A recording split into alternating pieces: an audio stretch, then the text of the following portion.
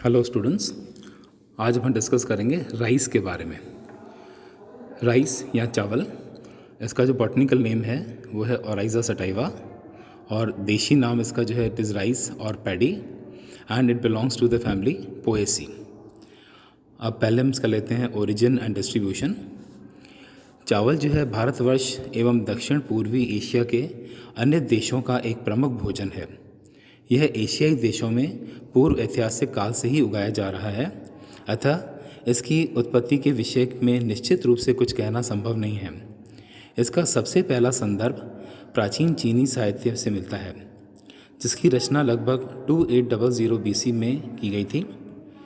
भारतवर्ष में कार्बनीकृत धान carbonised paddy grains के अन्न कण हस्तिनापुर, मेरठ, उत्तर प्रदेश की खुदाई में प्राप्त हुए, जो लगभग 1000 से 750 BC पुराने हैं। इससे पूर्व ऋग्वेद, जिसकी रचना 1500 BC में हुई थी, में धान का वर्णन है। 300 BC में सिकंदर द्वारा भारतवर्ष पर आक्रमण करने के पश्चात यह फसल ग्रीस में इंट्रोड्यूस हुई। ग्रीस साहित्य में इसे भारतवर्ष की इंडिजीनियस फसल बताया गया है। धान की खेती लगभग सभी एशियाई देशों में की जाती है, जिनमें बर्मा, भारत, चीन, थाईलैंड, जापान, इंडोनेशिया व ताइवान प्रमुख है।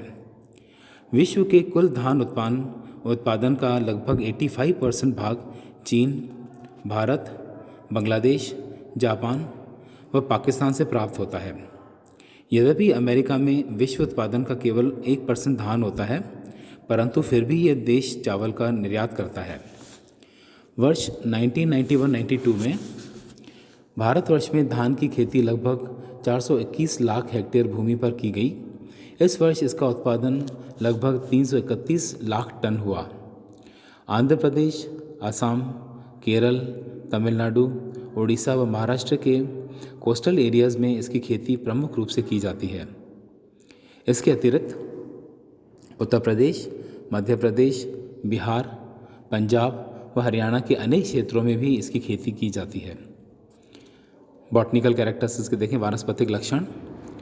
धान एक जो है राइस, इट इज़ एनुअल वार्षिक शाकीय पौधा है। इसके क्लम की ऊंचाई 50 to 150 सेंटीमीटर होती है।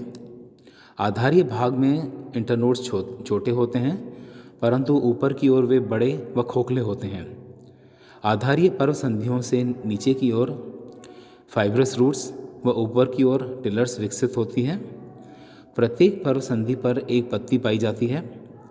पत्ती का लीफ बेस पर्व को घेरे रहता है। पर्णफलक व पर्णाछंद के मिलन स्थल जंक्शन पर एक झिल्लीवंत लिग्यूल उपस्थित होता है। पुष्प अंतस्थः टर्मिनल पैनिकल पुष्पक्रम में विनियमित होता है। प्रत्येक स्पाइकलेट अलग अलग व्यवस्थित होती है। इसके पुष्पों में 6 पुंकेसर पाए जाते हैं तथा इस आधार पर इसे अन्य धान फसलों से विभेदित किया जाता है। इसके अन्य कण कैरियोप्सिस कहलाते हैं, जो सुनहरे अथवा भूरे रंग के छिलके हस्क से ढके होते हैं। छिलका युक्त चावल पैडी कहलाता है व छिलका उतारने के बाद प्राप्त अन्य कण सफ़ेद अथवा हल्के पीले रंग के होते हैं तथा इसे चावल राइस कहते हैं। धान में छिलका अथवा भूसी हस्क की मात्रा लगभग 2% तक होती है। Now climate and cultivation of paddy. धान जो है ट्रॉपिकल क्षेत्रों की फसल है। इसके लिए गर्म जलवायु व अच्छी वार्षिक वर्षा की आवश्यकता होती है। इसकी अपलैंड वैरायटीज़ के लिए 6 से 120 सेंटीमीटर तथा लो लाइंग वैरायटीज़ के लिए 180 से 240 सेंटीमीटर वार्षिक वर्षा की आवश्यकता होती है। इसकी कायिक वृद्धि के लिए 21 से 35 डिग्री सेंटीग्रेड तापक्रम सर्वाधिक उपयुक्त है। भारतवर्ष के विभिन्न क्षेत्रों की जलवायु में विविधता होने के कारण इसकी खेती अलग अलग क्षेत्रों में विभिन्न समय पर की जाती है। भारत में धान की फसल को उसकी कटाई के समय हार्वेस्ट टाइम के आधार पर 3 समूहों में बांटा जा सकता है। विंटर राइस, ये सबसे महत्वपूर्ण फसल है। इसकी खेती दक्षिण पश्चिमी मानसून के समय की जाती है। नवंबर दिसंबर में फसल पककर तैयार हो जाती है। इस फसल का जीवन चक्र 140 से 160 दिन में पूरा हो जाता है। इसकी खेती मुख्यतः लो लैंड्स में की जाती है। दूसरा समूह जो है वो है ऑटम राइस, शरतकालीन चावल। इसकी बुवाई मई जून में की जाती है व सितंबर अक्टूबर में यह पककर तैयार हो जाती है। इस प्रकार इसका जीवन चक्र 90 से 110 दिन में पूरा हो जाता है। इसकी खेती मुख्यतः ऊपरी भूमि क्षेत्रों में की जाती है। तीसरा जो है दैट इज स्प्रिंग राइस। यह चावल दिसंबर जनवरी में बोया जाता है तथा मार्च अप्रैल में तैयार हो जाता है। धान की खेती के लिए दो विधियां प्रयोग में ली जाती हैं। पहला ड्राई पैडी कल्टीवेशन। इसमें धान अन्य फसलों के समान शुष्क भूमि पर उगाया जाता है। और दूसरा जो है that is wet paddy cultivation. यह विधि ऐसे क्षेत्रों में प्रयोग की जाती है जहां पानी की पर्याप्त मात्रा उपलब्ध होती है। भारतवर्ष में धान की लगभग 90% खेती इसी विधि से की जाती है। धान की उच्च पैदावार किस्मों हाई यील्डिंग वैरायटीज़ के लिए पर्याप्त उर्वरक की आवश्यकता होती है। लगभग 100 से 110 किलोग्राम प्रति हेक्टेयर ग्रीन मैन्योर खेत में बुआई से लगभग 1 से 2 माह पूर्व मिलाई जाती है।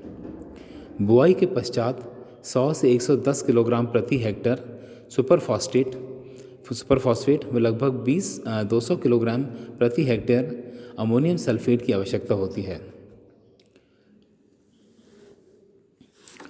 अब हम इम्पॉर्टेंट वैरायटीज़ की बात करें। भारतवर्ष में चावल की उच्च पैदावार किस्मों को विकसित करने का कार्य केंद्रीय चावल अनुसंधान संस्थान Cuttack central rice research institute Cuttack में किया जा रहा है।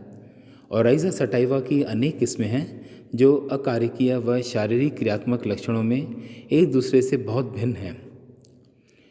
अब नीचे चावल की कुछ पैदावार किस्मों के जो उल्लेख हैं वो इस प्रकार है। मैं आपको नाम बता देता हूँ उनके।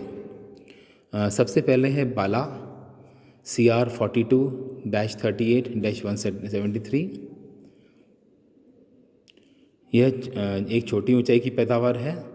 फिर है जमुना BC 6/48, कृष्णा, उसके बाद साबरमती, फिर जया।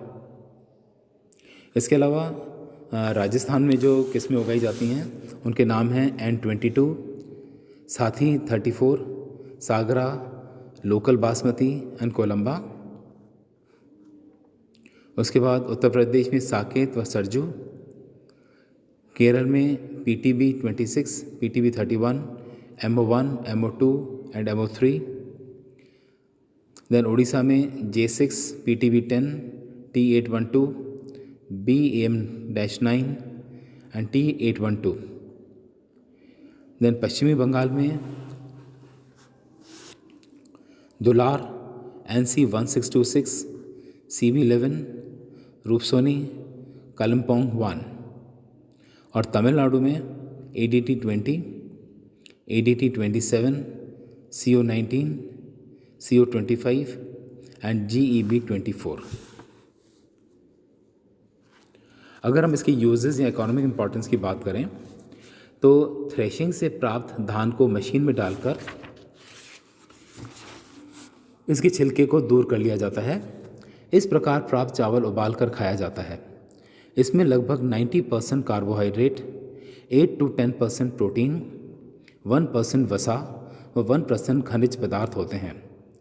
अनेक एशियाई देशों में धान का छिलका अलग करने से पूर्व उसे गर्म पानी में लगभग 24 घंटे तक भिगाया जाता है और फिर वायुमंडलीय दाब पर लगभग 30 मिनट तक भाप में पकाया जाता है।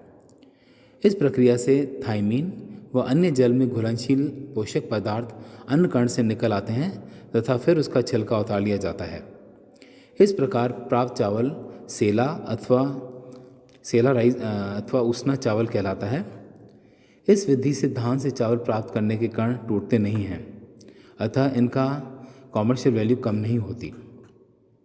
धान का उपयोग स्टार्च, अल्कोहल, कपड़ा उद्योग व प्रसाधन सामग्री उद्योगों में भी किया जाता है। धान की भूसी से प्राप्त ब्रैन ऑयल खाना बनाने के काम आता है। धान की भूसी पैडी हस्क जलाने के अतिरिक्त कागज़ व गत्ता निर्माण में भी प्रयुक्त की जाती है।